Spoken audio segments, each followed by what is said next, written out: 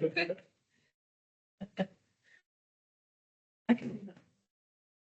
you. Yes, thank you. So, Okay, thank you very much, everyone. Thank you for joining. So let's open. So then, do you have any apologies for this evening, please? haven't received any, Chair, but obviously Councillor Ellis and Councillor May aren't here tonight. Right. Okay. Understood. Would any members like to make any declarations of interest? So can we just note the? Oh, that's where. No, No, apologies tonight. Yeah, sorry. Thank you. Declarations, Councillor Fisher? I need to declare an interest, page 38 at 3.1.2, the Queen's Pantry, an annual grant of £1,000, and all being well, if I'm made up as mayor in May, that will be one of my nominated charities. Okay, thank you for that. Which?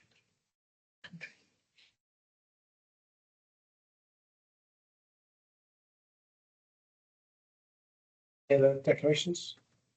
Thank you very much. Moving on to item 3, Chair's report and urgent items. I do not have the report to make. If you have any urgent items, and have we received any public questions in accordance with Standing Order 20? Number 3, Chair. Very good. Okay, so first thing is to confirm the minutes of the previous corporate policy and finance meeting held on the 15th of January.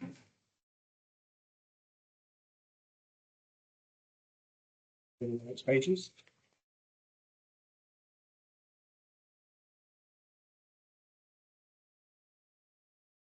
Are there any comments or questions on those minutes, please? Okay, all those in favour of accepting, please raise your hand. Let's carry. That's not me. The initial. Yeah, please. Good to sign on the page. Yeah, so just the initial there, and then just sign. The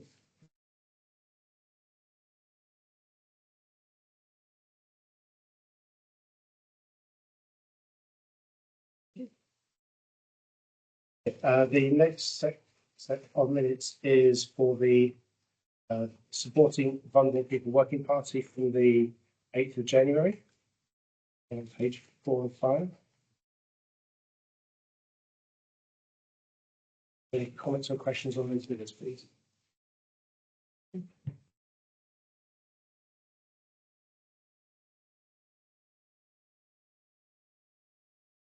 Yeah, sorry, the only comment I had was that I thought it was a really positive thing to see that the Batchford neighbourhood survey had been responded to and steps have been made to reach out to them and work with them in the Batchford area. Well said, thank you. Very good, okay. All those in favour of accepting those minutes, please raise your hand.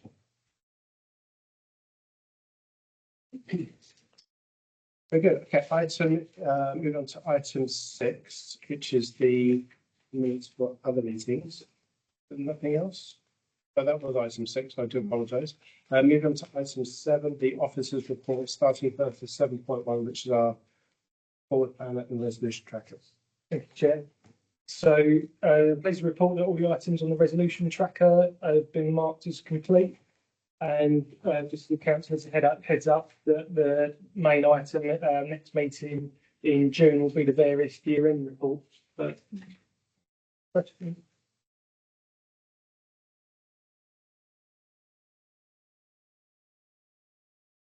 Oh, I did have a question actually, sorry. Lead officer is Sarah on the safeguarding of children and adults.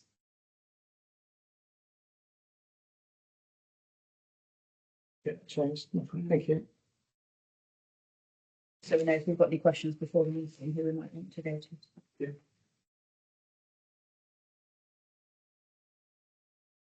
So we can don't worry how to stand.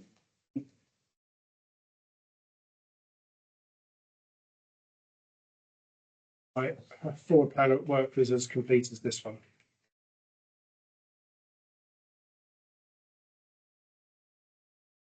Okay, so we're being asked to do 2 things. One is note and approve the forward planner, and secondly, to go to the resolution tracker and approving the removal of those resolutions marked complete. So take those separately, so, there's the vote. I was voting. Okay, so just voting in favour of item 211 first of all, please raise your hand.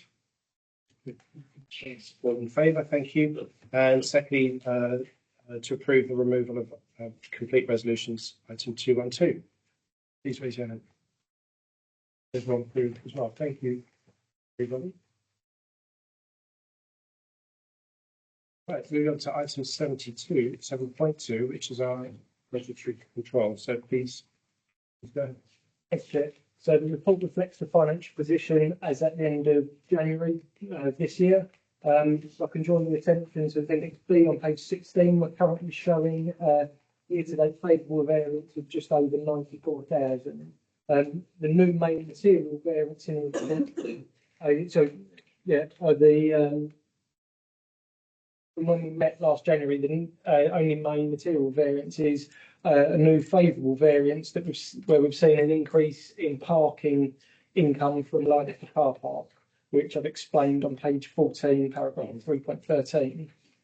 So that's the main thing to draw your attention to. I guess the report reflects the position as at the end of January, but we're starting to look at the numbers at the end of February. There's nothing material that's changed between the 2 months, but so hopefully there's no more surprises between now and year end. But happy to take any questions. They've got more traffic wardens going around. That's in. It could be part of it. I'm not quite sure what the main driver for the trend is, but it's not quite at pre-COVID level, but it has been increasing. I think a lot of people used to park in there without paying because there wasn't any traffic wardens, and now the place is heaving with traffic wardens. I think this predates the traffic wardens, though. This is it, right? What date is it? So it's the last End of Jan. that parking income is Q3, so October to December. Oh yeah, it would. Yeah. That's when we've seen a bigger increase. Do we have any, do we receive any data on the breakdown of income, for example, say by month? And the type of transaction, so if somebody's staying for an hour or longer, do we receive any data on that? We do receive it by month, but we don't receive it to that level of detail about whether it be someone staying all day or an hour or the length of period people are paying. It's more of a case of this is how much income's been received for this month. Right, okay. I mean, my suspicion, I might be completely wrong, is I think with the recent changes, I think certain people who are parking on the high street all day for free, for example, shop workers and so on, have realised the increase in warden presence and potentially parking in Lydecka, or maybe commuters. Yeah, I'd agree with that. So I think but that's happened, like you said, in the last 3 weeks or Yeah. something. Yeah, so Probably, it yeah. predates, so. It won't, So if it might be just a general trend post-COVID that's just increasing. because it's now really hard parking up on the avenues where the things. So apparently, is it after 8:30 you can park there or something? I can't remember what the thing is. up to 10:30, I think, yeah. People sit in their cars waiting and then get out And when then get out, do they? yeah. Yeah. I'll speak to one of these. It's really hard getting past. It's hard to drive down there now. Yeah. I'll speak to some retailers over the weekend, and they're seeing there's like a spike in footfall after 10:30. So people are coming in after 10:30, and then there's Yes, when that's when they can park for free on the avenues. but then that's full, so that's interesting. Yeah. After 10:30, because the shopkeepers are. Yeah, there seems to be some of the shops seem to be there's like a spike after 10:30. So behaviour is changing. I mean, what else we're seeing across the patch? Yeah, I mean, Chair, just to reflect on those figures, obviously they are pre of this change in policy. Yeah. It's rather strange actually. We were quite surprised by it, and the data that we get isn't necessarily the data that we asked for. So historically, we've asked for much more lower level transaction detail. Yeah. We've had that historically of probably a couple of years ago. We haven't had it more recently, but something we continue to ask for, just to understand whether there is a big shift in certain types of transactions. Exactly. But obviously, we can only ask for that data. Yeah, just be curious. I mean, it's probably not urgent, but I think over time, be very helpful just to understand the change in the behaviour. So if there's some types of stays are increasing more than others, for example, particularly longer stays, it's interesting to see the behaviour. So not urgent, but something to keep an eye on. Okay, so thank you for that, Dan. So any comments or questions on the budget report from the committee, please?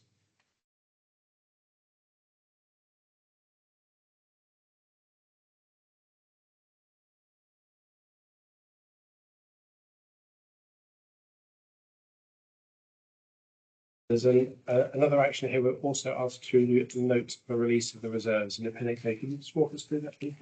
So the main thing with that is minority of the reserves. So from our IT equipment in the top half of the page down to the caretaking security transitions.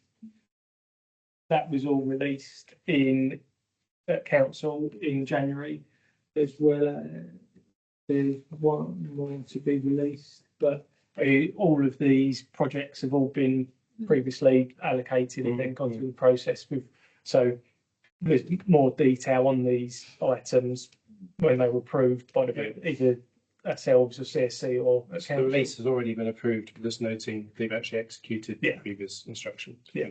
Understood, thank you. Very good. Any comments or questions on the report, please? All those in favour of noting both the report and the release of reserves, please raise your hand. Thank you.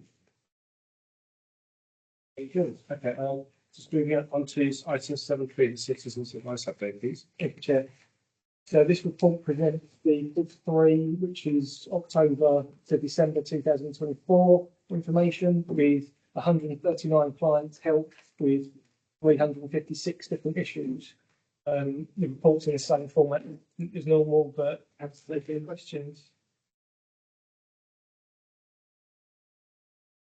I'm pleased to see this of the time series data in section 3.5. I think it's just helpful giving a sense of the. It seems optically just sort of stable. It's about 140 to 160 quarter.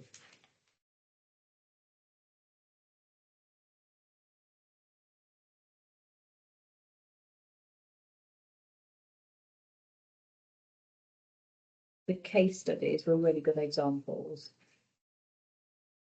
Being helped.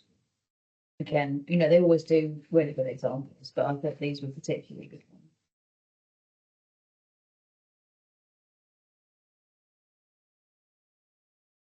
It's good investment, isn't it? Good ROI when you think there's Oh, yeah. 31,000 back for that quarter.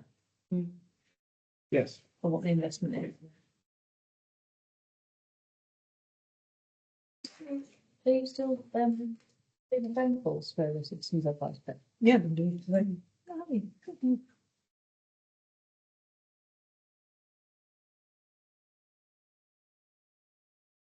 3,000 a quarter, and we generate benefits of 30.9. So that's a 10 to 1. and it's not all about the money either. I think some people will go in and get reassurance, and Yeah, some people yeah. will take advice, won't they? And they won't necessarily sort of feedback on what they've benefited, but it might be well-being, it might be something else extraneous to. Yeah, a friend of mine runs it, and I was talking about the parking, and I've had a few customers come in, and they're really pleased they can park outside the shop.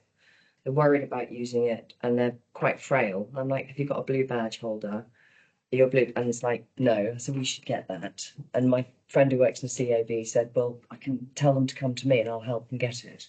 Brilliant. I thought that would actually, that's a good example of how it can really just benefit, because actually parking, whatever, but the fact is there are more room and frail people can just park and come in.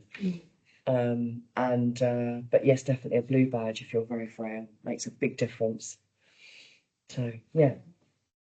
And my friend was saying, yeah, CAB can help her, Yeah. help them. So next time somebody says that, go to CAB.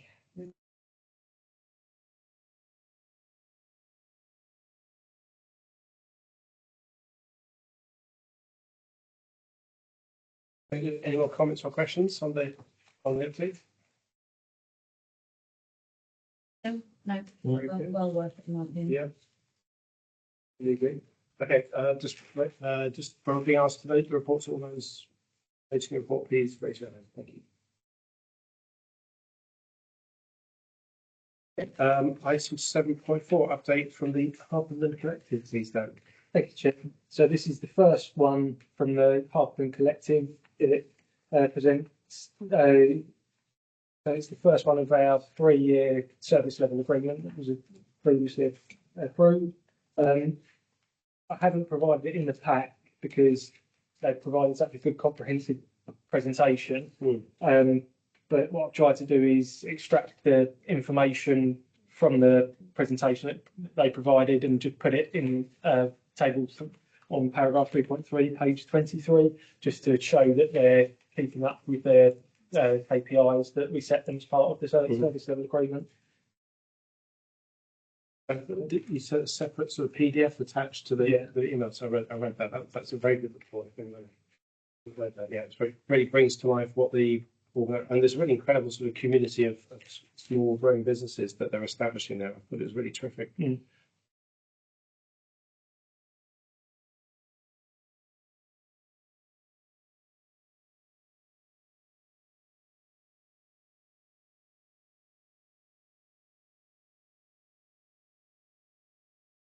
It's good to get the KPIs, but I think these are to put a stake in the ground somewhere. I don't know whether 350 was the right number or the wrong number, but you have to start somewhere. But it's good to start getting a baseline of the activity, how many businesses they're working with, the number of events and so on. I think those are helpful just to size the activity. And if everyone hasn't read the report yet, please do, because it really does, it's quite comprehensive and it really does bring to life what the collective is doing. Good. So any comments or questions about the Harpenland Collective, about funding? All those who are okay with noting the report, please raise your hand. Very good.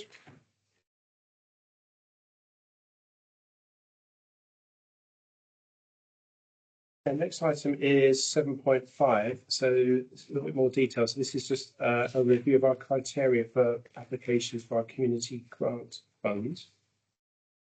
Could you walk us through it, please, Dan? I wanted to highlight any sort of material changes since the previous version, please. Thank you, Chair. So, firstly, there are no changes at present. It's just to give the councillors an opportunity just to review it and see if there are any changes that they want to make to the criteria or the application process. I think the main advice I'll try and give you is that what we're always trying to do is find the balance with these documents between making sure that you've got all of the right information to be able to make a proper decision when the application comes in, and when up against making the forms and the process too onerous that we don't put off. So that's always the balance that we're trying to find with this process. But to take any amendments or anything from. So just talking about that balance then, Chair, I think we have either 1 or 2 applications, don't we, every time we meet? The people are finding their way to the form, they're aware of it, they're filling the form in. I think most of the time we do find something to go back to them on, don't we, and ask them about. I think I'm right in saying it's probably 3 out of, let's just say 6 applications. We've asked if they've got money, because they have to, obviously they produce their accounts, don't they? If they've got cash in the bank, what they're going to use that for. And I wonder whether that might be a question that goes on the form, just to save you that phone call every time we come to it, and obviously avoid their delay as well, because they mostly come back with a good answer, don't they? Yeah. It's normally earmarked for something else, another project they're doing or something. Yeah. So if that could maybe be explained. So, but yeah, that's right. So that's a good point. I think where we've been sort of pushing back on some of the applications, it's less on do we like the cause. It's more a case of, well, actually they've got £30,000 in the bank, and what do they need another £3,000 from us? So getting to the bottom of that as quickly as possible would be helpful. I think the way we tried to cover that at the minute, I think, was something from a previous meeting. So on page 30, at the top there, question 11. That's right there. Yeah. Financial need, yes. Yeah. Yeah, I think that's. Cannot be funded. That's quite specific, yeah. Yes, excited addressing the question 11. Excited addressing what that's concerned. Chair, just to add as well, so we do carry out a level of screening. So when we get the information through, we don't just pass it into committee, we have a look and we often go back with questions so that what then comes to committee is something that's kind of gone through past our initial test, if you like. But I think actually it's probably testament to the scrutiny you do that you always have other questions that come up that we go back with. So I feel like the request for information is there. But I think you may well always find things to go back on some of them, which is not necessarily a bad thing. Yeah. As long as we try to present everything we get from them and ask the initial questions that we have, I think that helps you to manage it from a decision point of view.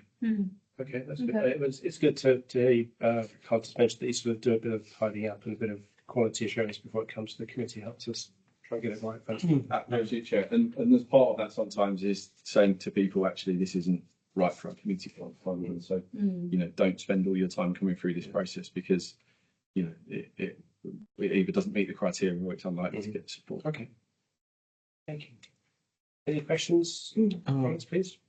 I think inferring from the questions, I would say that because we can come up with very sort of different questions.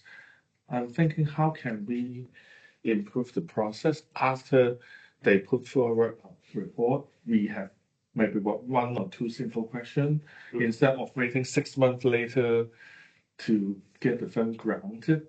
How can we be more like in terms of the time? How can we shorten the time? Because we might just have 2 questions, and if they can give us the answer tomorrow, then we can make a decision. But we won't meet tomorrow for that. So how can we improve the process? Does it happen every quarter? Yeah, it does happen. Yeah, it does happen every quarter, Chair. And I think part of the answer to that is probably we probably haven't got them in these sets of minutes, but historically I could probably find minutes where the committee has approved something in principle subject to finding out an additional information. So what that allows us to do is that we get the in principle support. We then might ask that question, and if we get the right answer the next day, then we can approve it.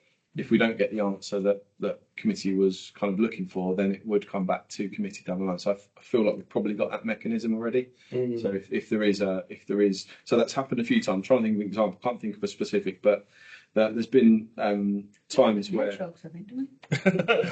something like, and it's probably not the one I'm thinking of. So there was one at one point where we were considering it in March, and the project was due to start in April. So actually, and we had some questions, and if you deferred it to June, it would have been too late. So I think there was an in principle decision there, subject to, you know, finding out what that £3,000 in the accounts was. So we went away, you know, found that out. It was all reasonable, and then we had the in principle support. So we've kind of got that. You're flexible to do that. I think as a committee, you've done that a number of times in the past already. If there is like a pressing deadline. Having thought about that, just driven from curiosity, how's the hedgehog finally going? Do we grant the fund or do we? I forgot in my memory. The hedgehog sanctuary. We did. Go visit. Go and see them. Let's go together then. I think we'd have to check, Chair, as to when we last reported back. I'm not sure whether we reported back on the hedgehogs as yet. I think it went in the info bulletin with a picture of our plaque on there.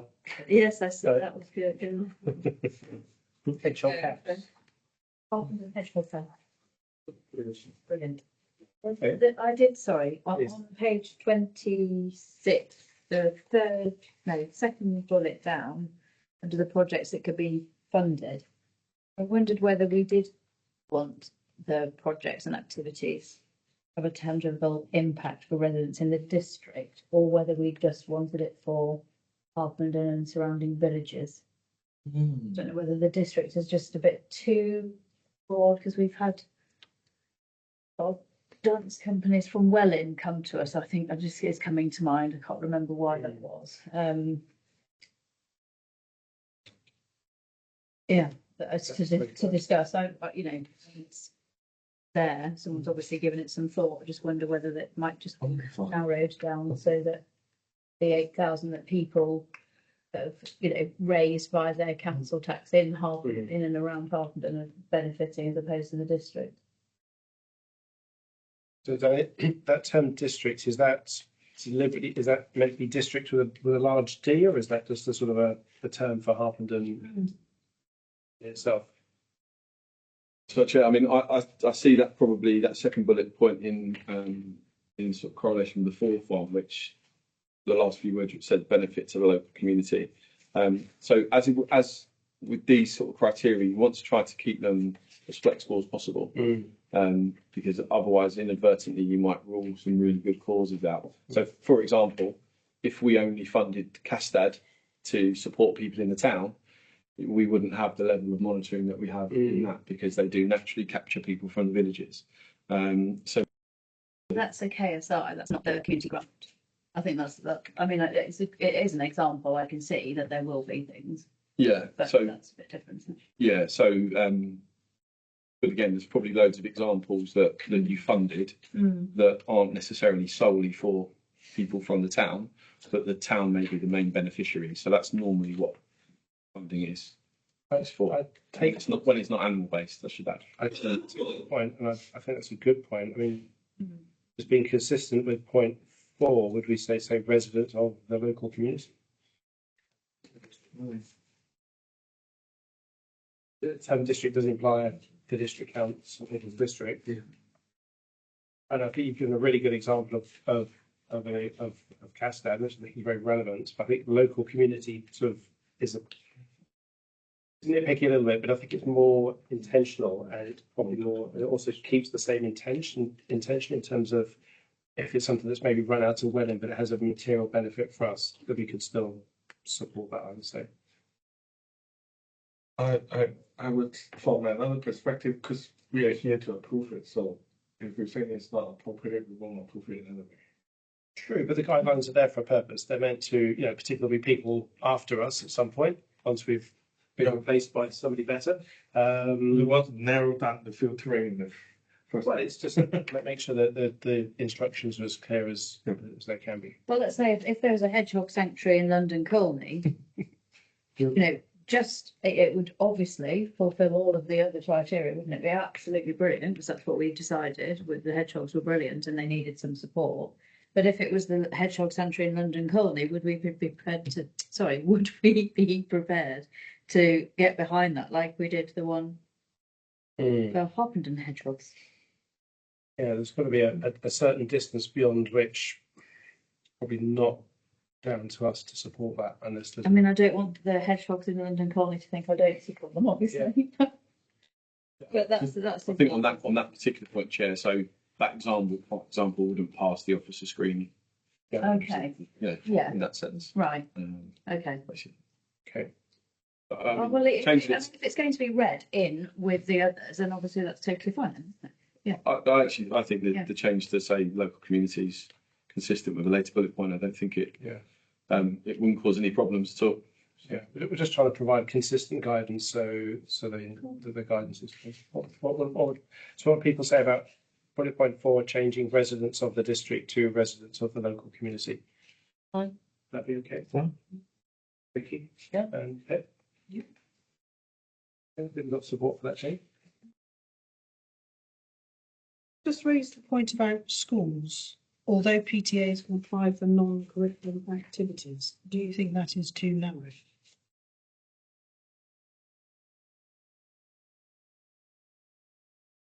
Could you provide some examples, please, Pip?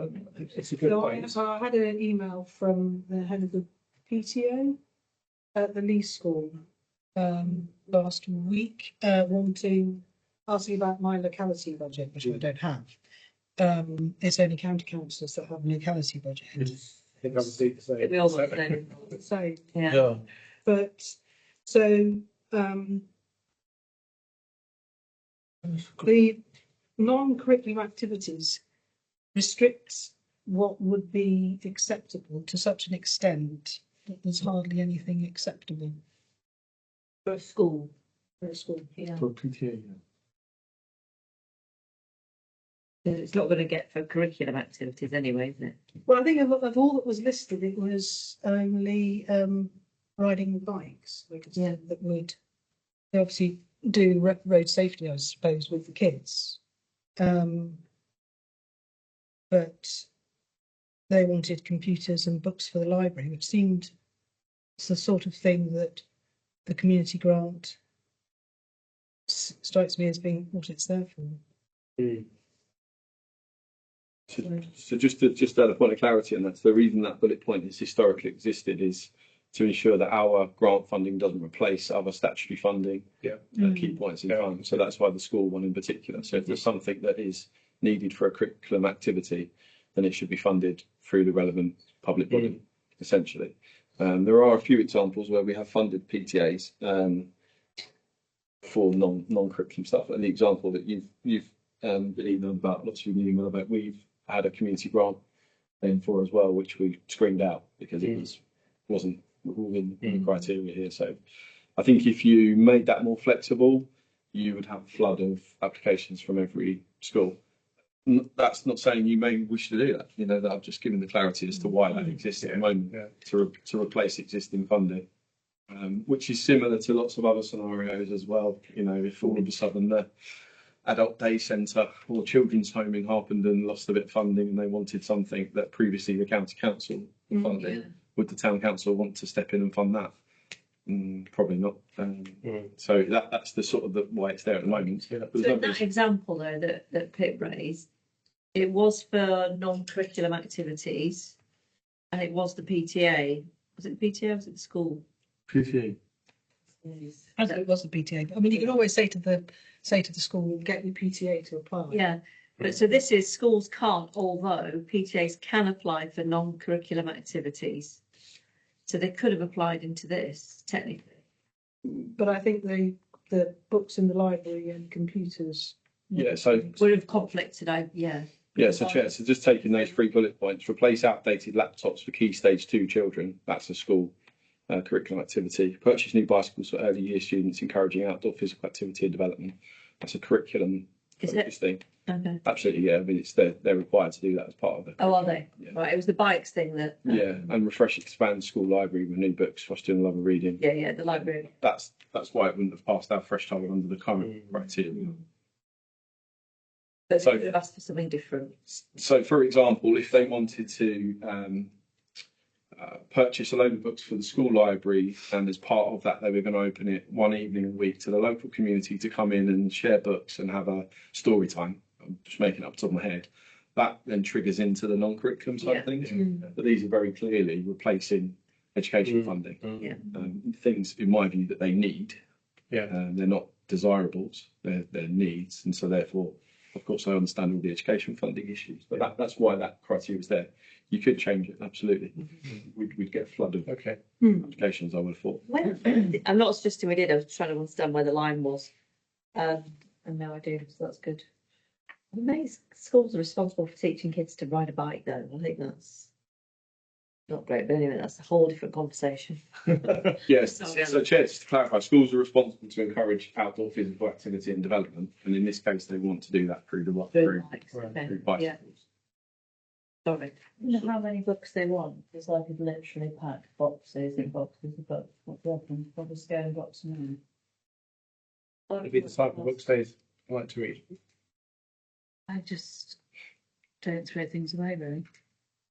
So to clarify, so if a PTA come and say that they want to organize a extra curriculum activity to go to, for example, to history museum and for a day or something. Yeah. And actually they can apply the £2,000 for the funding for the coaches and also the helpers and the meals for that day. Is it correct? Yeah, I mean, that would be non-curriculum activities, yeah.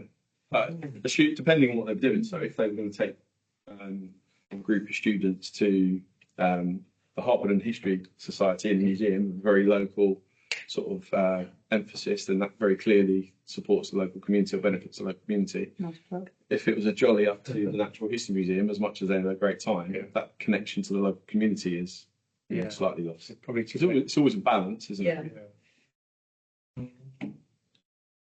But our museum is not that attractive. controversial. I go there. Went there once. Calvin, we're being recorded. Okay. Just say. But I still go there. We all go there. Good. Okay. Any further questions or comments on the application process, please? Oh, sorry, I'm so sorry, one thing gets up on page 27, the criteria here, and I appreciate that you obviously know what you're doing, it's just, it's not the same as the criteria in the actual form. And I did wonder, on the basis that it's not supposed to be commercial enterprises and things, how anyone could meet the criteria of it being to promote the economic and commercial vitality of businesses.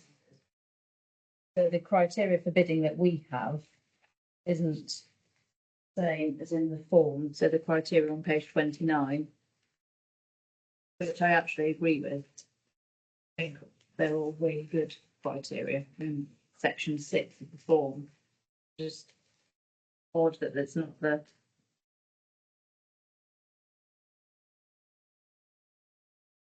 Which are you comparing it against?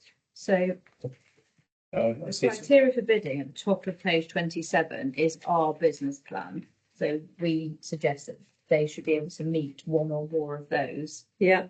But I don't think they can meet bullet point 2 in any event because of our stipulations on who is allowed to apply.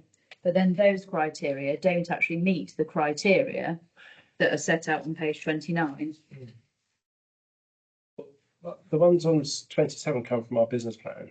Yeah, So it's thought that section 4 criteria for bidding. that makes sense because it's reasonable that our funding would support our business plan. So that would make sense. Yeah, but if you look at who can apply, it can't be commercial ventures. So how can anybody then further? So but you were saying this Point point 2 is almost irrelevant having the Well, page 27.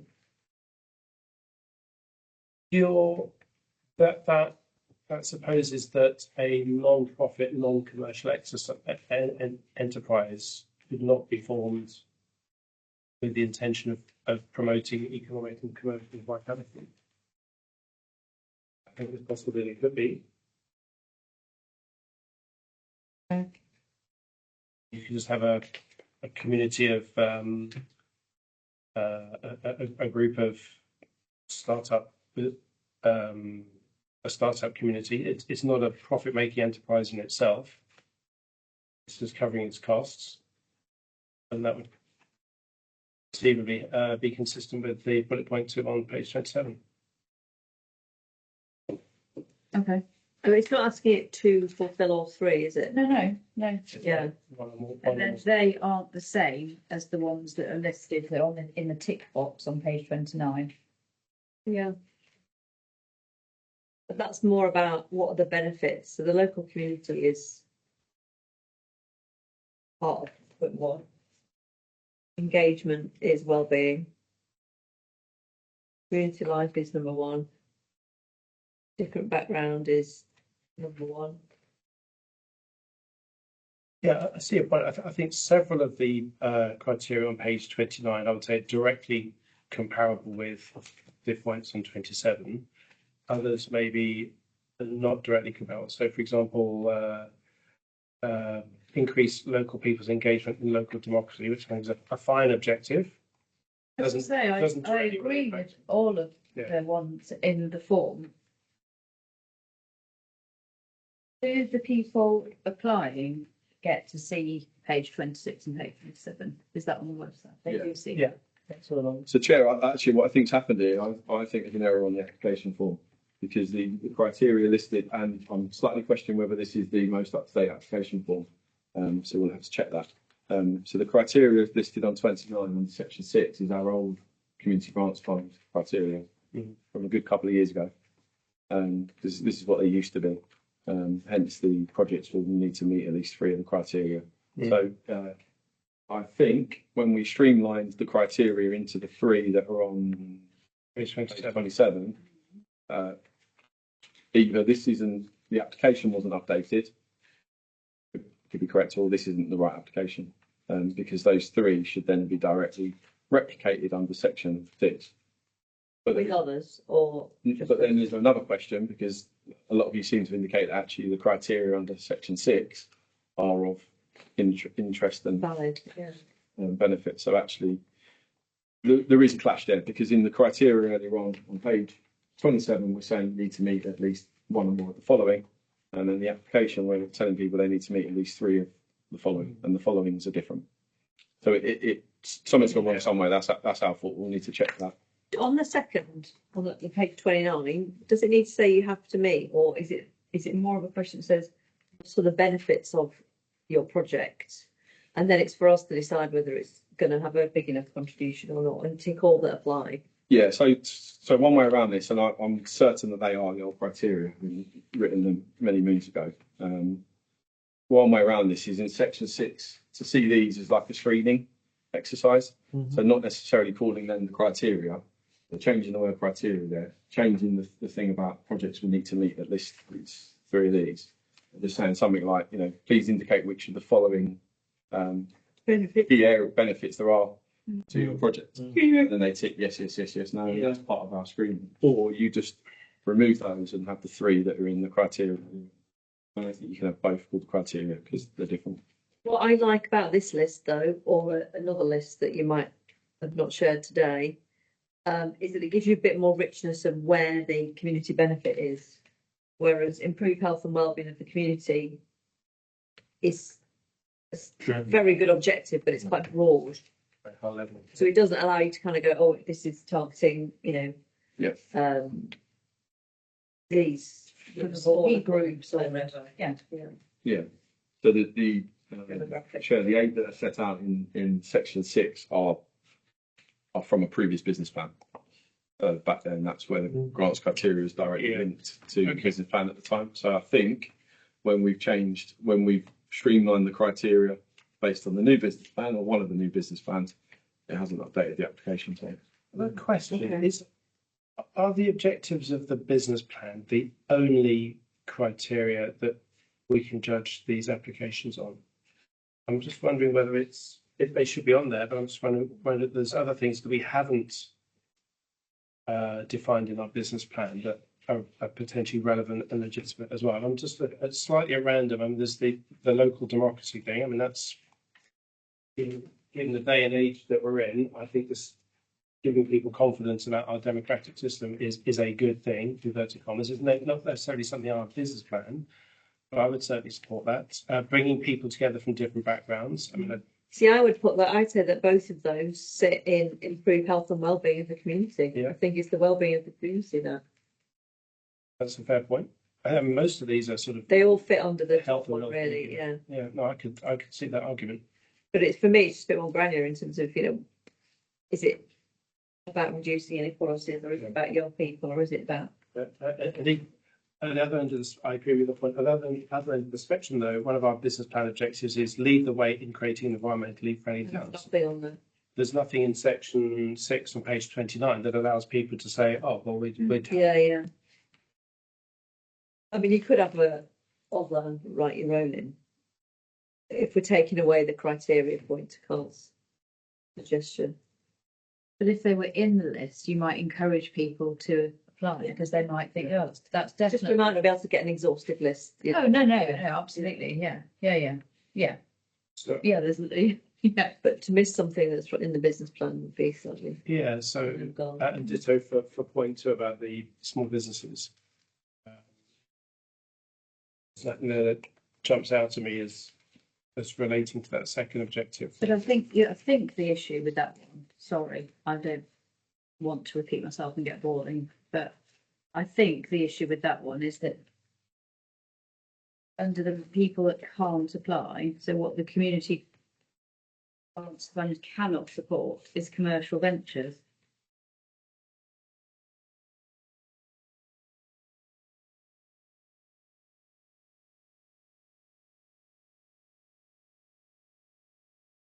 Take your point.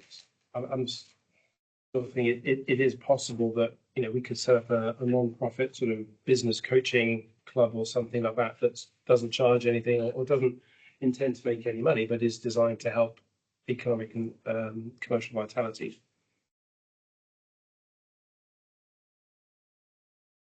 So the idea could be about bringing people to the centre of Harpenden, where there is a vibrant commercial benefit. but the applicant isn't a commercial, the applicant wouldn't be Threads, for example, or WH Smiths asking for a grant, Yeah. Yeah, I think, Chair, that's the point I was going to make. So a couple of examples, for example, historically, we've supported a trail at one point, which was a community group that wanted to run a trail that went in around the high street. And as part of that, there was connection to local businesses. So that's that example there where it's a community focused organisation that could demonstrate the potential positive impact on, in this case, the high street. Another one would be some of the stuff that Sustainable St Albans have done in the past, where they've held sort of presentations and speeches, and some of those have been from local businesses who are showcasing how their business has become sustainable. So I know there's certainly one example of that, I think, and I might be going back 3 years, but where we funded that, and as part of the knock-on effect was showcasing our small businesses. So I think I certainly understand your point. And it's not always the organisers that are the commercial ventures. Understood. Yep. Thank you. So what are the next steps on this? I have some thoughts. I'll invite thoughts from Carl and Dan. Well, we need to see the most The recent updated form. Yeah, so I think, Chair, that the decision is if your criteria for the grants fund is that set out on page 27, that then needs to be reflected in the list on section 6. So if you like some of the things in section 6, you may want to amend your criteria on page 27. It might say something like, we are particularly interested, or we would encourage applications that might look at bringing people together, encouraging interest in local democracy. I don't think you can have the two separate sets of criteria at the moment because they don't. Could we take out the word criteria and have one that just says we want to invest in stuff that's going to deliver our business plan? Our business plan is this. And then, again, removing the word criteria, but on the list, which is more about benefits or a better word that someone else can think of, and then we add in environment and maybe another one to that and get the updated list from yourselves. Yeah, I don't think there is an updated list. Oh, okay. This Just not been amended. Yeah, it's been amended. Okay. I think if we get rid of criteria,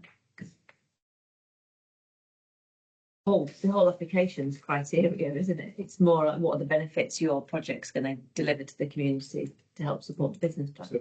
So you're just to play that out. So you're suggesting on page 29, please indicate which of the following benefits your project or activities will generate. Yeah, For for the local community, whatever. And project will need to identify at least 3 distinct benefits Yeah. to be considered for funding, And then I think, and then allow some space for other. I think we should add in the environment though, and Yeah. Yeah. I agree, yeah. I agree. So is it adding in other environmental and small businesses?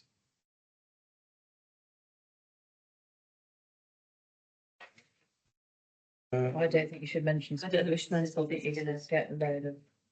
I think on page 27, I think we need to say applicants. I think it's more about focus. This is where any investments we make or donations we give will be judged in the context of our overall business plan, rather than it must meet one of these. Yeah. Do you know what I mean? It's in the context of our overall business So plan. that gives us a bit more leeway. It's a bit more flexible. Yeah. But it still shouldn't include commercial ventures coming in, but it does include the fact there might be a commercial benefit. Okay. But does that enable Carl and the team to do an initial sift? Should ask them. If you make it broader at this stage, then that makes it broader for you, doesn't it? Yeah, I think just trying to think how this play out. I think the change of wordings that you suggested there, I don't think would have a material massive increase of those that get through the screening process. Okay. I don't think. Because you still look at it in the context of the business plan, we're just not specifying it has to meet one or more. And actually, at the moment on the other list, there's only one thing that it would ever meet anyway. Yeah. Really. Yes, I And you've think, still got the list that we're going to expand that cannot support. Yeah, so So, Yeah, what's so I'll that, put into that. aren't you? I think, Chair, the best thing to do, if you're minded to accept the amendments that have been suggested there and we've picked up, we can roll with this. And then if there becomes an issue, you know, ahead of June, we can Right. say, actually, this is not quite working, and we can bring it back to tweak Yeah. it further. Committee, would you be okay with that suggestion from Carl? yeah, Okay. Yeah. Agreed, okay. We obviously we judge the applications themselves here, so there's another control point once the applications themselves are received. Okay, right, so just to bring this to conclusion, thank you everyone for very detailed feedback and thinking about this process. So being asked to review, which we have done and agreed the criteria, could you just summarise the key changes that we've proposed to the document, please? So in the criteria, we're changing the wording on paragraph 2 on page 26 to local community. On page 27, the general wording will be, instead of criteria, in context of our overall business plan is what we'll be looking for the grants. And page 29, we want people to indicate which of these benefits the grants meet. And so the list will stay the same as it is, the environmental impact and other, just in case anything else can be picked up there. Okay, thank you for that. Yeah. I feel that. All those in favour of accepting those amendments, please raise your hand. Very good. Yeah, very good discussion. Thank you, everybody. Item next, I think moving on to 7.6, Dan, I think is review of service level agreements. Thank you, Chair. So the service level agreement relates to our ongoing support to the King's Pantry Food Bank. This SLA is within our existing budget and has been running a small summary table on page 38 showing all of the SLAs that we currently have totaling £4,000. Yeah. But there's no changes to the current SLA. Perhaps take any questions.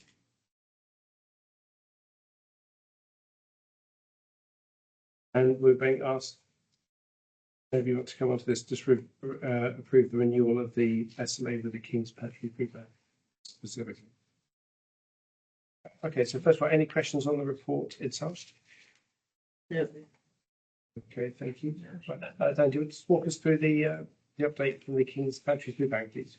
So it's just so there's no changes to the existing SLA that we have with them. So it's for £1,000 for the work that they do. That we have with, so they're based at the Salvation Army. So it's the support that we give them. So it's been £1,000 a year for the last 3 years, and it's proposed that continues. Yeah, I think the funding is laid out on page 41, isn't it? Yeah. Any comments or questions regarding that renewal, please? Very good, Charity. Okay, right, so just to take a vote, so all of those in favour of noting the report, please raise your hands. You're happy for me to vote? And all of those in favour of approving the renewal of the service level agreement, raise your hand. Thank you very much. Okay, next item is our asset replacement plan. Thank you, Chair. So, the Town Council adopts a proactive approach to asset management, focusing on high quality maintenance to ensure asset longevity and functionality, while considering the financial aspects for informing our financial management. Annually, the council sets the budget and uses a 10-year forward plan for asset replacement, which is detailed in Appendix A. Apologies about the font size. Trying to fit everything on one page. This includes estimates for replacement costs that are obviously subject to change. They're our best guess at the minute. Slightly. The forecast focuses on the end of life replacement costs, excluding the ongoing maintenance costs, which are covered by our general budget. The council funds asset replacement through various means, including the general budget, earmark reserves, capital reserves, external grants, and potentially borrowing if required. Appendix A highlights the allocated reserves and funding shortfalls, which will inform review of reserves that will happen in at the next meeting in June.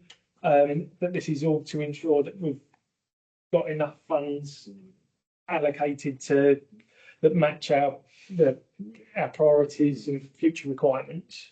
Mm. Thank you. Any comments or questions on the update, please?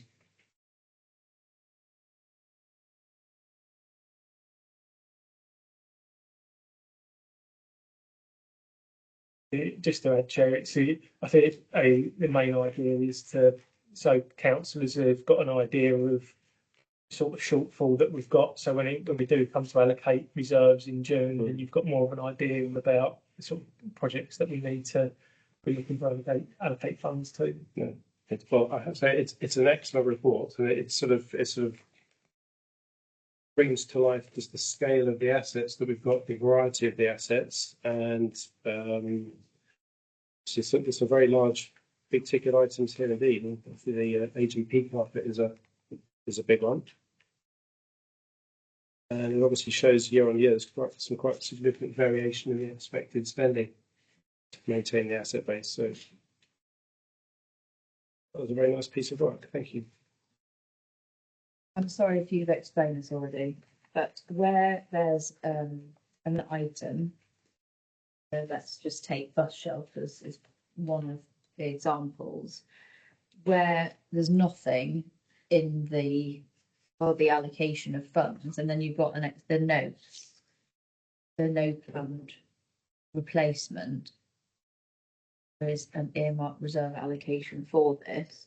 There is an earmark reserve allocation. Where would we find that information if there is earmarked? And if just taking the example above that one, that's year 6, but there's no commitment or expectation to replace those. Is there an opportunity at any point to invest in those things subject to the vote of a full council? So when we come to do the review of the reserves in June, then if there's something specific like bus shelters, as an example, we want to make sure that we've got enough funding in there. I think we have at the moment, but if we want to reallocate any of the earmark reserves, then we can go through that process in June to allocate. If there's something that we feel requires more funding or a. Okay, so this isn't sort of fixed. If we vote on it, that's it. It's done. It's dead. It's, just because there's no money in it now doesn't mean to say that can't be changed in due course when it becomes relevant. Okay. Yeah, that's correct, Chair. Just observations in the sense that we're not necessarily asking you to agree anything today. This is just to give you an idea of the sort of due diligence that we look at over a longer period of time. 10 years is a long time. In many ways, it'd be easier to focus on the next 3 or 4, but for business plan period. So this is basically fixed on our current assets at the moment and our best estimate of where they need to be replaced. It's important context to future decisions as well. So if, for example, the town council wish to take on additional assets or building new assets or do whatever it wishes to do, this is useful context to go, okay, that needs to then be added into the mix of this, and we already know that at X point in time we're going to have these commitments. So the examples there, the bus shelters earmark reserve is in the earmark reserve list, which is reported through committee and council regularly. And in this example here, one of the things that we'll be looking at in June is the question, well, if there are no requirements to replace bus shelters in the next 10 years, why have we got an earmark reserve for it when actually we've got shortfall in other areas? So it's that kind of, it enables you to have that kind of analysis of it. Because obviously our earmark reserves and capital reserves are only, we're fortunate and we've got a good amount, but they're only sort of one-off funding. So this allows you to then go, okay, if we do need to find £15,000 to fund something that we know we need to replace, and we've got something sitting against a different asset that we're not expecting to, that could be something to reallocate. Likewise, if the hopper is an example there, You know, that was always, we embarked on that as a kind of a one-off, although it's extended for the sort of when we bought the buses, it was a one-off. There was no commitment at that time to replace them down the line, which is why we've kind of replicated that language there. Right. At some point in the next 12 to 18 months, and you'll remember that the council's already had a discussion on this probably about 12 or 18 months ago now. Yeah. There will be another decision that the council will want to consider as to the future of the hopper buses and the hopper service. Clearly, if you then take a decision at that point that you want to invest in assets, then we'd plot that back into here and look at that that decision in the context of anything else that that you may want to look at. We're fortunate in we don't often have a decision where we can fund one thing or another, because we've had healthy earmark reserves and healthy capital, but they won't last forever. And so this helps to inform decision making, basically. Yeah, thank you. Yeah. Can I just ask, the garages at Hallcroft North allotments, what are they, I mean, I know what a garage is used for, but what are they used for? So the garages are used for like storage of allotment material for the allotment societies, Right. and I believe one of them's a shop as well. Okay. With the garages as well. Right. So they're assets within the allotment sites. We've removed some in the last, time flies, probably in the last 5 years, some that have come to the end of their life, some that have got sort of had asbestos issues. Oh, right. So they're assets within the allotment sites that are used by the allotment societies. Right. So they're right in the middle of the allotments, or they're close to the entrance to the allotment? Yeah, these ones are close to the entrance actually. So yeah, they're not far from the memorial hall. I think from No. I think It's it's on the right. so. Yeah. And again, Dan made the point, Chair, but what we try to do is we try to push these replacement costs further and further down the line by good management, essentially. You know, the air conditioning unit's a good example, although it's not a great cost. They are about 5 years past their end of expected lifespan now, but that's because we've maintained them really well every year and looked after them and paid for the servicing and things like that. And that means we can push these things down. So that's just part of our approach.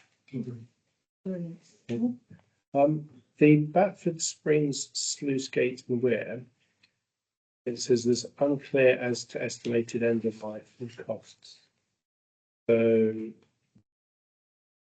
what does that mean? I mean, could it be there for another 20 years, or could it fall over tomorrow? I mean, I'm just curious to see what your expectation is. Yeah, absolutely. I think in the last 2 years, we've had a report come through community services on this. So there's two separate assets there. So the sluice gate is the kind of the gate that goes up and down where we control the flow of the water. And a really good example, the town rangers repaired that last year after it got vandalised. You know, crazy. So they actually custom built up at the depot a replacement to that. So that's kind of that we're not expecting any issues with that. Although most of the structure is underwater, so you never quite know what's going on. We're having lots of heavy rainfall, so it's under a lot of pressure. So that one we're not expecting any major issues. If it does fail, essentially that would create a kind of a secondary river flow through that bottom bit of the reserve and impact on some of the chalk streams, which we were showing. The weir is a different story. So weir is something we've been monitoring for some time. So the weir that's in place is very old, and we've done a number of repairs ourselves at various points of time, and we carry out structural surveys. Well, we commission structural surveys on a regular basis to understand the condition of it. At the moment, it's kind of in the amber stage, which means that actually it could fail unexpectedly, but we wouldn't expect it to in a sort of in this 10-year time frame. Okay. If that was to fail, then that would be quite a significant issue for the town council, largely because the Environment Agency don't like weirs, and they wouldn't want to see replaced. They'd want to see kind of a smooth levelling of the flow of the river down. And as river owners and responsible, we wouldn't want that, because that would cost hundreds of thousands of pounds. So the issue at that point in time will be the replacement that we'd want to put in place. We need to secure an Environment Agency licence and we'd probably be unable to secure that licence because it wouldn't be their preferred way forward. Yeah. And quite often the EA have preferred ways of doing things without the money or willingness to help Yeah. resource them. So that is it's kind of a risk in terms of one of our assets that we watch carefully. We have structural surveys regularly. You know, it's safe at the moment, and we put some fencing up in the last couple of years to discourage people standing on the side. But it's carefully managed. Okay. Thank you. Dave. On the basketball court on Roehampton. Yep. 15,000. To say that not sure whether the allocation is enough to cover the rising costs. Do we have to like uplift the amount, or what do we do on that? Yeah, Chair, it's a good question. So as part of that review in June, there'll be some of these where we put that sort of comment where we may come back and go, actually, we'd like to increase that to the value now. So the reason why that's no longer enough is because of the backstory. The basketball court is a management plan priority, but it can only be delivered after the skate park was refurbished. So then now the skate park is not referred or not. Is it not referred or just Yeah, we've agreed to refurbish it. Yeah, so the backstory, where the skate park was going to be fully redeveloped. oh we couldn't- we cancel that, but we Yeah. refurb. Okay. So at the point at which agreeing to do the basketball court, that's how much it cost. Mm. But because the skate park project has gone through an 18-month, 2-year cycle, Mm-hmm. the 15 grand now is more like 35 grand. Mm-hmm. So it was accurate at the time, but it's not necessarily accurate now. So what that does mean, that throws in another question for council or committee, in that actually things that we set out in management plans at a point in time, is there 3-year plans? When we come to doing the year 3 stuff, we estimated they might cost, may not be the same. Yeah. So we have to revisit, is it still a priority? So that's a good example there.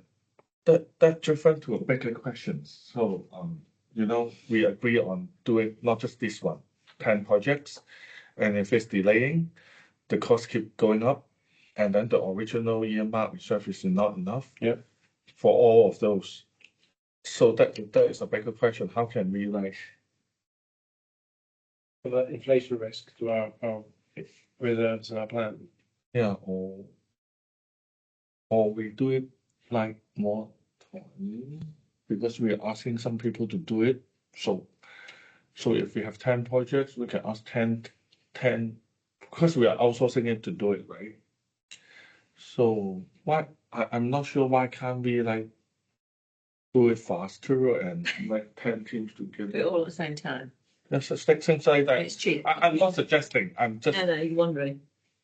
thinking outside the box how we can I'm not trying to beat the inflation, but I am. In other words, it's how feasibly how can we do it? Like if we have 10 projects, we ask 10 teams to do it, then the budget will be more controlled. Then we beat the inflation in 3 years. It isn't another, because as Carl was saying, that another strategy here is just to defer the spending, right? So with the aircon, we keep maintaining it, keep it in good condition, and you defer the capital replacement cost. Agree, but for those that necessarily do it, for example, if there's 0 court and you want to build a court, you want to build for example, I think we talked about building some other sports court. I don't want to say anything.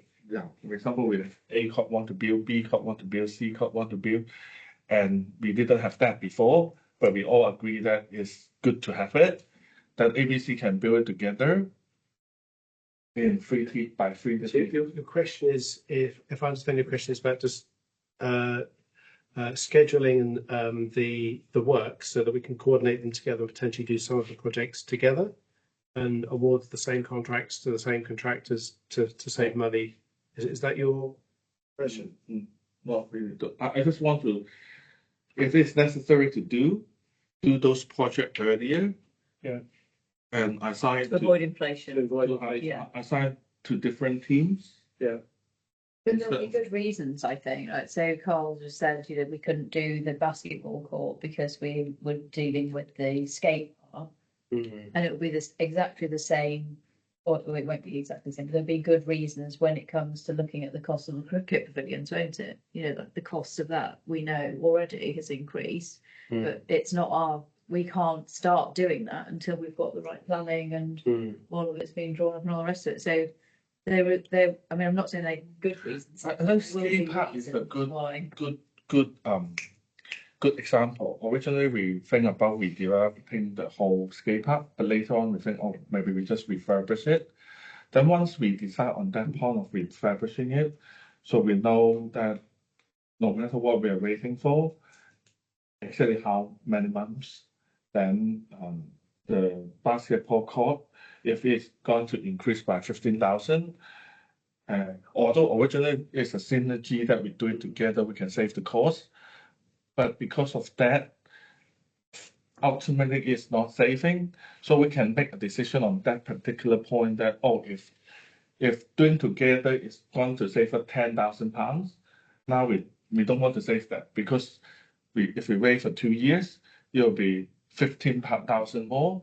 So that calculations will make you to a decision that, oh, then we rather forgot the synergy and then just do it separately by itself. It will still be cheaper in Yeah, Chair. I mean, so we don't operate in that way in working separately. So we run things in parallel as best we can. okay. And so your example of 10 projects and 10 teams, we've got one team.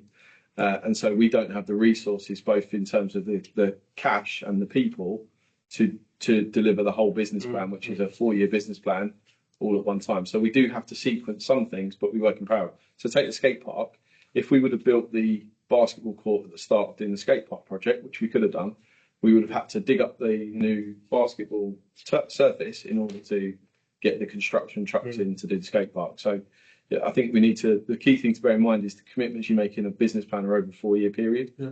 So whilst you might be committing to something in 2023 to do it in year 3, we would kind of give a best estimate of what those things cost. But things take time, and there's very few projects that can be delivered overnight. So if you take the skate park an example, so at the point at which deciding you want to do a concrete one, you've then got probably 12 months to secure planning permission. Realistically, by the time you've done all your pre-designs and got all to that stage to securing that, you've then got probably another 6 to 12 months to get to the build side. So naturally, some of those projects take 2 years. So we do as much as possible in parallel, but some projects where they're adjacent to each other have to be sequenced. But also we're only a very small team, and there's only so much you can deliver at a certain time.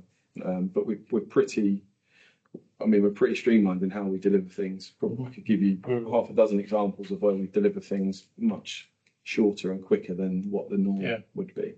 But it's always a risk.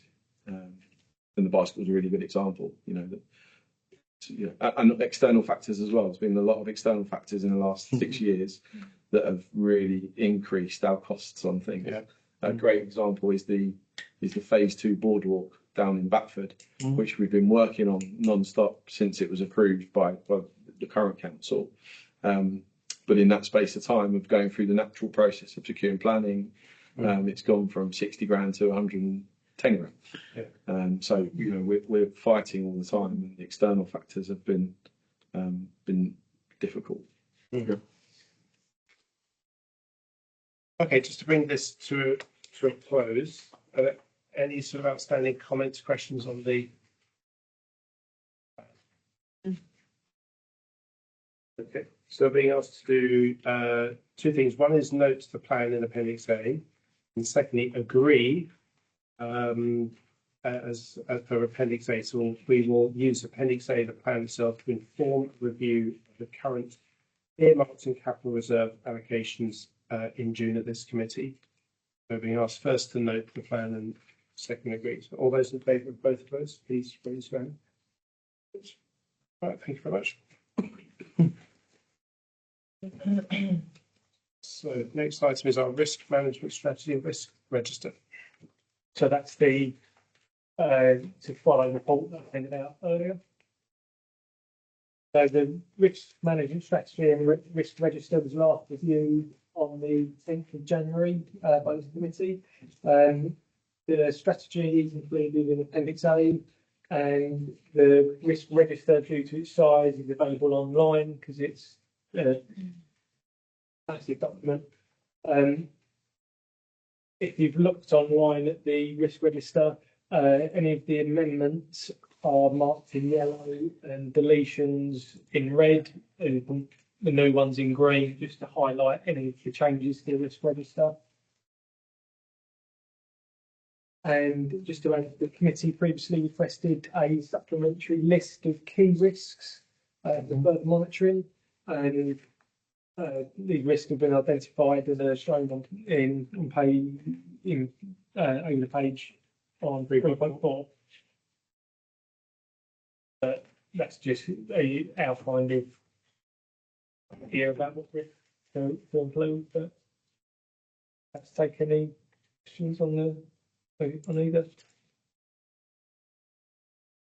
Can I just ask, is there a risk to the council of the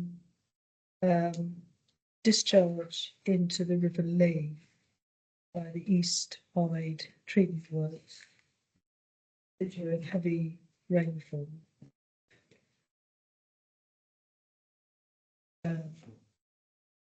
Overflow. So, Chair, I mean, there is a well, the straight answer to that. There is a risk to members of the public that might be choosing to walk up the river at that point in time, which we know does happen in summer months in particular. The risk to the council, no, there isn't a risk to the council in terms of if something was to happen to someone as an individual as a result of that sort of spill or what's put in there. So there's no risk to us. We do carry out water safety survey or assessments on all of our water courses. And so historically those assessments have never come back, Chair, and said that we should put up signage, as example, to say about the quality of the water. It's something that's been considered by previous councils in probably the last sort of election cycles. And we haven't put signs up in relation to water quality. But there's no direct risk to us, if you like. You know, if someone became harmed by that, No. then the risk goes back to the. But if somebody lets their kids play in the River Lee, Yeah. and they develop something. Well, they could develop vials disease, couldn't they? Yeah. It's Viral disease is everywhere in the water. I'm thinking specifically about the East Hyde treatment works, which discharges in heavy rainfall unpleasant substances into the river. So I'm just wondering, should people be informed of that? Because I think a lot of people aren't aware of it. Yeah, so the liability question doesn't fall with us, It isn't. but then there is the kind of this more of a, I guess, more of a social responsibility to whether that is the place to put that sort of messaging up. So In not the sense that it's issue risk. happening more. Well, no. So when if there's a heavy downpour of rain, correct me if I'm wrong, the treatment works, rather than the sudden influx of water coming up through your pipe system into your bathroom, it dumps all the poo and everything into the River Lee. But do you feel that that's happening more? So that, because Carl was saying that previous councils have discussed it, and so I wondered whether I don't know how many times it happens a year, but I wonder whether you feel now that it's worse than it has been before, so that we should take action. No, I think that we are much more. I think that most people whose kids play in the River Lee in summer have absolutely no idea of what is floating around in the river. And is that right? That's what I'm saying. Would there not be any warnings from the Environment Agency or the water company? Yeah, I mean, there would be the warnings, but that will go on their website, that sitting somewhere that nobody knows where it is. So we have at times shared warnings across our own communication channels. We've always stopped short of physically putting signs up all year round. warning around that. The reality is, if you look at the statistics, I understand that the discharges have increased an awful lot in recent times. Yeah, rainfalls cause a change with climate change. But then, frankly, I wouldn't allow my kids to go in many rivers at all, not just a Harpenden issue. So whenever we're asked by members of the public, we'll give them a straight answer in the sense of you should be very mindful. But yeah, we've stopped short historically of putting up signage around that. So there's no risk in the context of what you're being considered here. I think there is a sort of secondary question as to whether the Community Services Committee, as part of their management plan for Batford Springs, should be considering whether to put signage up in relation to water quality. Is anyone in here on the communities? No. So I'm going to throw it to them somehow. We get to. So I just, I mean, the question was, do we think that that's a problem? I mean, I think that's a rhetorical question, really, isn't it? Clearly it is a problem. Well, I thought it is a problem. But if it's been discussed before, there must have been a good reason that someone's come up with as to why we don't have signs up there. So, for example, if the signs are just going to get kicked over all the time, or someone's going to, I don't know, pull the signs up and clobber someone over the head, maybe that's more of a risk than the risk that's posed to. Well, the risk might be a political one as well. Yeah, Chair. So, I mean, if I could just offer an observation, and I'll carefully word what I say. There is certainly, in recent times, governments have changed legislation that perhaps allows there to be more of a problem now. So, if you trace that back to previous councils here, you may understand why they might not have been keen to publicise that fact that there is a growing issue as a result of government legislation. Yeah. So, Pip's point about political, that may well have been at play historically. Yeah. I mean, I get that it's not a risk issue, but I think it is something that the council has to consider. So what you could do as part of this is you could, what would be the wording? It would be, ask the Community Services Committee to consider the next review of the Batford Springs management plan, this issue around informing the public about water safety, water quality safety. Okay. I do think it's morally correct to inform the residents, especially, I would say, those residents that allow the child or they bring the child to play over there. It's especially those target audience that didn't know that there might be a potential. That's true, but I think because I live near, well, we several of us live near Batford Springs. There's a lot of people who don't live in Harpenden come Easter Springs on hot day that might come in from Luton or further afield sometimes. So how would we? Still, we have to inform them. Sure. And practically, how would we do that, Carl? Would we have notice boards up, or would we? Yeah, so media or. So, I mean, social media we kind of do already, but the thing that we don't do is we don't have any kind of fixed signs on site that if you are there at that point in time, immediately reminds you, in the same way that we've got signs that say, deep water or beware of the concrete base or whatever they say. So it'd be a request as part of the management plan for the Community Services Committee to consider whether that. If we already do it in social media, then I think it helps, but how often do we do it? Like whenever there's like rainfall season come, before that we post. Yeah, it's reactive. Yeah, so we track various data that gets released from all sorts of different places, and this is one of them. So if we are made aware that there's a significant issue, then we think it's in the public's interest, we will put it across our socials. But as I say, historically it's been decided to just stop short of putting physical signs up saying about it. But so that makes sense. But a family coming in from Flitwick or Luton for the day who doesn't look at Facebook, doesn't look at our website, is not going to see that. And it's going to get worse as we have more houses built on. Very true. Well, true. Hopefully they'll be looking at the Harpenden Town Council Facebook pages and so on. But the point I'm trying to make is, I think Harpenden's a destination for a lot of people who do not live in Harpenden, who live some distance away. So should we give it to the communities? Yeah. I think Consider. that's a good idea. That's the Yeah, right. ask them, we can ask them to consider. Yeah. And then we'll take that as part of the next. Yeah. planning plan review. I vote for that. Okay. And I don't think that the signs personally should be branded. You know, I don't think they should be Harpenden Town Council, because I don't think we want to sort of advertise the fact that we're responsible in any way for that. There's nothing we can do to stop it. We don't So just lie the them. deep water one, we'll probably just say deep water. Yeah, It won't have our logo on it, will it? I think it should just be expect a poo storm today, you know, or, you know, in certain weathers, you yeah, I know. think we Don't assume you're standing in mud. I don't know what the sign that's saying.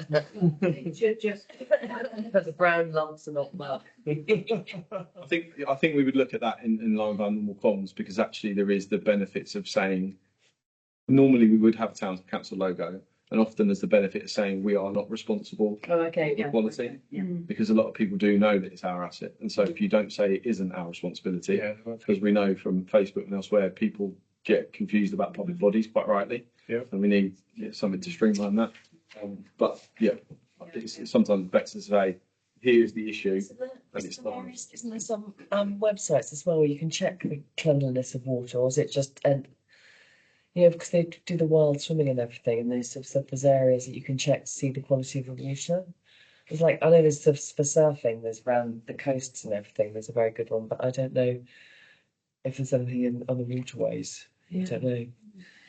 But yeah, I mean, there are some government-backed links that you can use. Yeah, no, there's There's a lot of other sort of more political campaigns which we would steer clear of promoting. Yeah. Even though yeah. well meant. But yeah, so we can, if the committee wishes to, we can ask CSC to consider that. Yeah. I think it's We need to better vote for that. Yeah, as part of your resolutions when you get to that chair, if you wish to.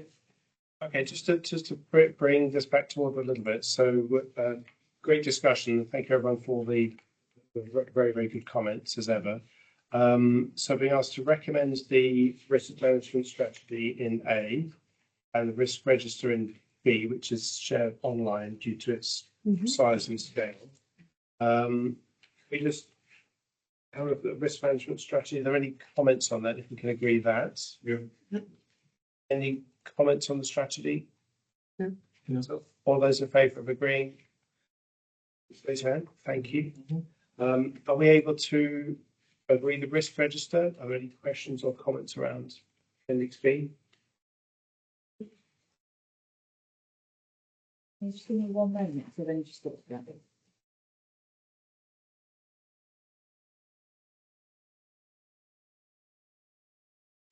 This should be maybe 3.4.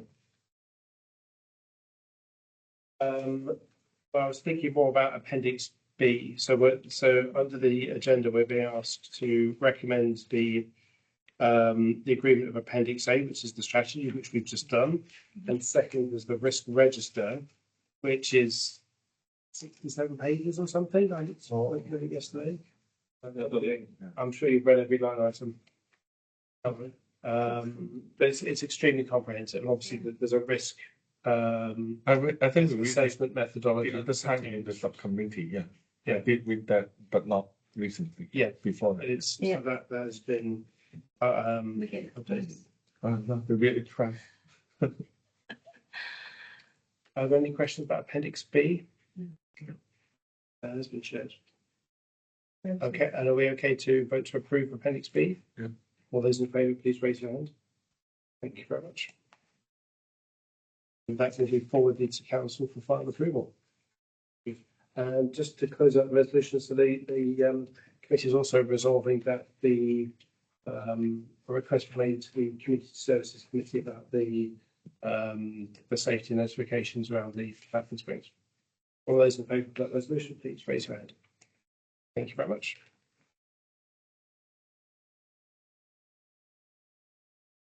So I think we've close to the end. Business. This is the health and safety accident monitoring topic.